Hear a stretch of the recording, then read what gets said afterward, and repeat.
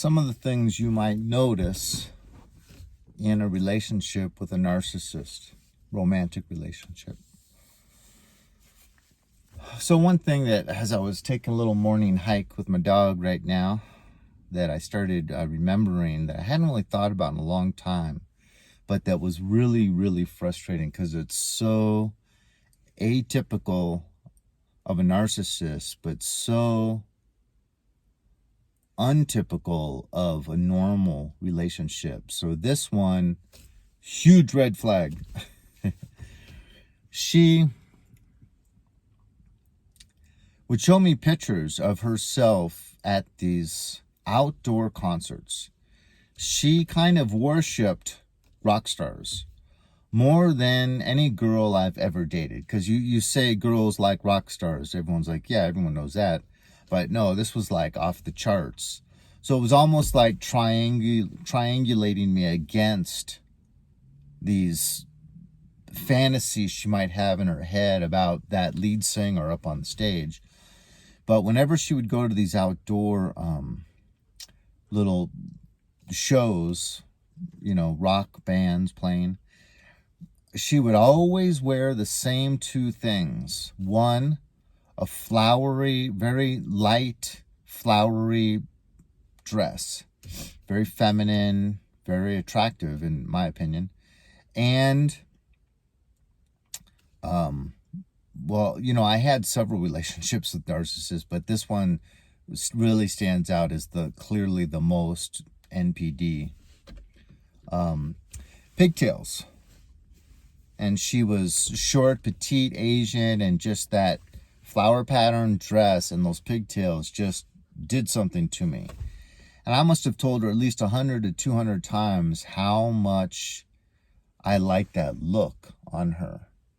And even broke down 2 or 3 times and said, can you do that for me? Can you wear this flower pattern dress with pigtails one of these nice summer days when we go out together? Never once would she comply. So that was a huge red flag. Second red flag, the same individual on the first date, she kind of already triangulated me against a ghost. She had this boyfriend that she loved so much, apparently, that she moved to Hawaii to live with him, and they lived together.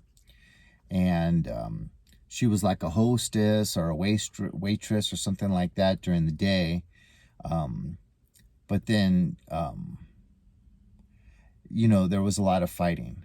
And when they would try to break up, the guy would go kind of berserk, get fanatical and kind of do things that could get someone in jail type of thing.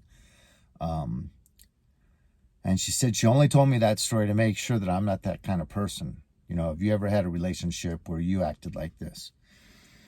And are you okay with breaking up? Always, like, how do you deal with breakups? How do you deal with breakups? And it's like, my goodness, I guess we're going to be breaking up soon. If this is the number one thing in the forefront of your mind is you're worried about how I'm going to deal with a breakup, obviously that's kind of dysfunctional. You don't go into a relationship planning to break up. The same individual never allowed me once to see the upstairs of the apartment she lived in. And I mean, that was more than half the apartment. She had she had 2 daughters living with her, and her bedroom was upstairs. So it was either 2 or 3 bedrooms upstairs, but never once was I allowed to take that trek up the stairs. So just this little tiny living room and this kitchen was the only areas I saw. And I pressed her on it a few times, and she admitted that it was because it was messy. At the time I felt like there must be something more. But actually, narcissists are so into appearances and being judged that this might really have been the primary reason why she wouldn't ever let me go upstairs. Something else that's strange is she loved making out, but she hated sex. So I drove a Honda Element, and I usually had the back seats turned up in the back. So it was a big bed. Basically, I kept some blankets back there. She would love to jump back there, and I guess they call it heavy petting or something like that. But she was so weirded out about sex. And, I would not do that now, but back then I wasn't into going to church and reading the Bible and things like that. And I was okay with premarital sex. But anyways, she, if we did have sex, she was wanting it to end as soon as it began. And she would try to pretend she liked it just so that, it would finish. So it would never last more than like 15 minutes. It was usually like 5 minutes. And it was really only a few times the whole time we were together.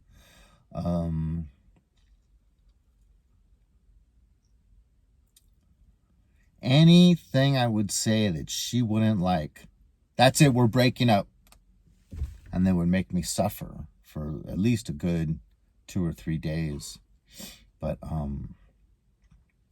I've never been in a relationship where someone was so trigger happy to say those words. That's it, we're broken up.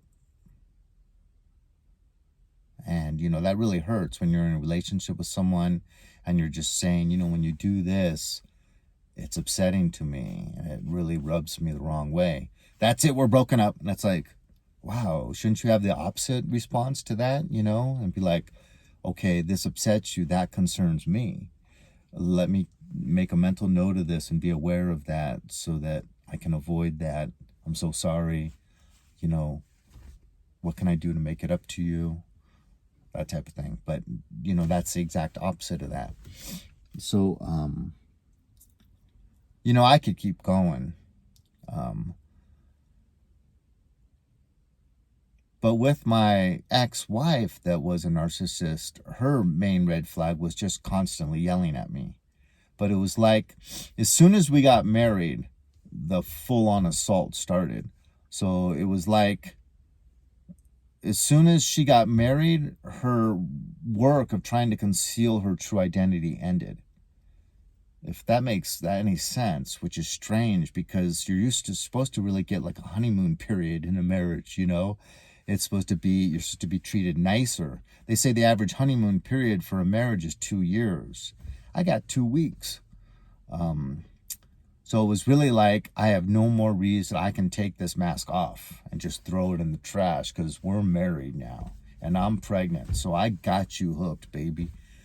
Well, there you have it. Some of the red flags. I got to get into church, so I didn't want to take too long, but hopefully this can be useful to someone that's dating someone that might, have some concerns. There you have it. Hopefully it resonates. God bless. Have a good day. Bye-bye.